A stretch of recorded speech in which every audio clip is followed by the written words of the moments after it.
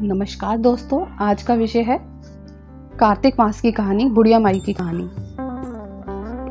तो दोस्तों, अगर आपको हमारी ये वीडियो पसंद आई हो तो वीडियो को लाइक करें, शेयर करें और कमेंट करें। अगर आपने हमारा चैनल सब्सक्राइब नहीं किया है तो वह भी ज़रूर कर लें, साथ में बेल आइकन को प्रेस कर लें। तो शुरू करते हैं कथा। पूरे महीने के दौरान भगवान शिव की बहुत श्रद्धा के साथ पूजा की जाती है और प्रार्थना की जाती है। इसे पुरुषोत्तम मास के रूप में भी जाना जाता है, क्योंकि ऐसा माना जाता है कि इस पवित्र महीने के दौरान भगवान शिव और भगवान विष्णु एक साथ मौजूद होते हैं। अब बात करेंगे कथा के बारे में। एक बुढ़िया माई थी जो चातुर्मास में पुष्कर स्नान किया करती थी। उसके एक बेटा और बहू थे। सास ने बहू को फलाहार बनाने को कहा तो बहू ने खाली टिफिन ही रख दिया। बेटा माँ को पहुँचाने के लिए पुष्कर गया। रास्ते में माँ से बोला, माँ फलाहार कर लो। जहाँ पानी मिला वही फलाहार करने बैठ गई तो भगवान की कृपा से खाली टिफिन फलों से भर गया। माँ ने फलाहार कर लिया। पुष्कर माँ के रहने के लिए झोपड़ी बनाकर बेटा वापस घर आ गया। रात्रि में श्रावण मास आया और बोला, बुढ़िया माई दरवाजा खोल। तब बुढ़िया माई ने पूछा, आप कौन है? मैं श्रवण मास। बुढ़िया ने तुरंत दरवाजा खोल दिया। बुढ़िया माई ने शिव पार्वती की पूजा अर्चना की, बेलपत्र से अभिषेक किया। जाते समय श्रवण मास ने बुढ़िया माई को आशीर्वाद दिया और झोपड़ी की एक दीवार सोने की हो गई।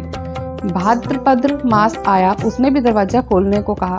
बुढ़िया माई ने दरवाजा खोला, सत्तू बनाकर कजरी तीज मनाई। भाद्रपद मास ने बुढ़िया माई को आशीर्वाद दिया और झोपड़ी की दूसरी दीवार भी सोने की हो गई। फिर आश्विन मास आया और उसने भी दरवाजा खोलने को कहा। बुढ़िया माई ने दरवाजा खोला, पितरों का तर्पण कर ब्राह्मण भोजन करा कर श्राद्ध किया। नवरात्रि में माँ दुर्गा को अखंड ज्योति जलाकर प्रसन्न किया। सत्य की विजय दिवस के रूप में बुराई का अंत की खुशी में दशहरा मनाया। आश्विन मास ने जाते समय प्रसन्न होकर तीसरी दीवार भी बहुमूल्य रत्नों से जड़ित कर दी और बुढ़िया माई को सदैव प्रसन्न रहने का आशीर्वाद दिया।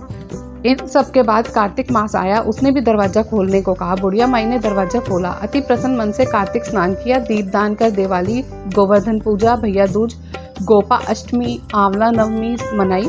कार्तिक मास ने जाते समय आशीर्वाद दिया और झोपड़ी के स्थान पर महल बन गया। बुढ़िया माई गरीबों की सेवा कर भजन कीर्तन में अपना समय व्यतीत करने लगी।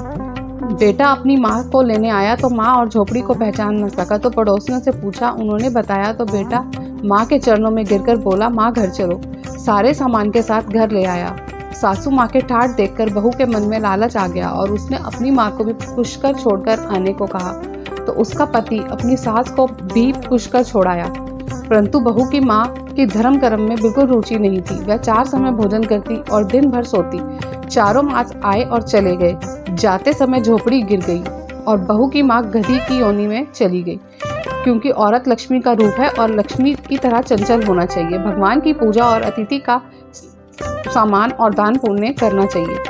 बहू ने कहा, अब माँ को ले आओ। जब जमाई सास को लेने गया तो कहीं ना मिली। लोगों से पूछने पर लोगों ने बताया कि तेरी सास धर्म कर्म कुछ ना करती थी, तो खाती थी और सोती थी, जिससे वह गधी योनि में चली गई। जवाई गधी योनि को बांध कर घर ले आया। उसकी पत्नी ने पूछा, मेरी माँ कहाँ है? तब पति ने कहा, तेरे लालच की वजह से तेरी माँ गधी योनि में आ गई। बड़े बड़े विद्वानों, ब्राह्मण, ऋषि मुनियों से पूछने पर उन्होंने बताया कि तेरी सास के स्नान किए पानी से स्नान करने पर उसे मनुष्य योनि मिलेगी। तब बहू ने ऐसा ही किया और उसकी माँ पूरे मनुष्य योनि में आ गई। हे राधा दामोदर भगवान, जैसा बुढ़िया माई को दिया वैसा सबको देना। कहता ना, सुनता ना, हुंकारा भरता ना, और हम हमारे परिवार को भी देना। आज के लिए इतना ही। कथा समाप्त। धन्यवाद।